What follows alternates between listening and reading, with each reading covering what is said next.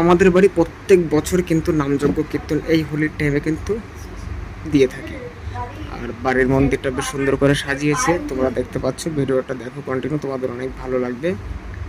নতুন প্রতিমা আমাদের বাড়িতে বেরানো হয়েছে। আর এইখানে তো দিদি বসে আছে। দিদি প্রত্যেকটা বছর আমাদের বাড়ি এই টাইমটা হলে অনেক সুন্দর অনুষ্ঠানটা হয়। আত্মীয় স্বজনেরও আসে, তার সঙ্গে সঙ্গে দলগুলোও আসে, অনেক সুন্দর গান টানগুলো হয়। এটা রাতে যে সময় কীর্তন হচ্ছিল তখনকার একটা দৃশ্য, একটা সিন তোমাদের সামনে তুলে ধরলাম। তারপরে দিন যখন মহাপ্রভুর প্রসাদ হয় তার কিছুটা অংশ তোমাদের সামনে তুলে ধরলাম। এখানে আমিও ছিলাম, আমার দাদা ভাইয়েরা ছিল। একে অপরের সঙ্গে বেশ সুন্দর সহযোগিতা করে অনুষ্ঠানটা আমরা করে থাকি। আর ভিডিওটা তোমরা কন্টিনিউ দেখতে থাকো, তোমাদের অনেক ভালো লাগবে। তারপর রাতের বেলা যখন মহাপ্রভুর প্রসাদ দেওয়া হচ্ছিল তার কিছুটা অংশ তোমাদের সঙ্গে তুলে ধরলাম। ভিডিওটা যদি ভালো লাগে অবশ্যই একটু লাইক কমেন্ট করবে, আর পারলে শেয়ার করে দেবে। দেখো তোমাদের অনেক ভালো লাগবে, কন্টিনিউ দেখতে থাকবে। স্ক্রিপ্ট করবে না, স্ক্রিপ্ট করলে কিন্তু কিচ্ছু বুঝতে পারবে না।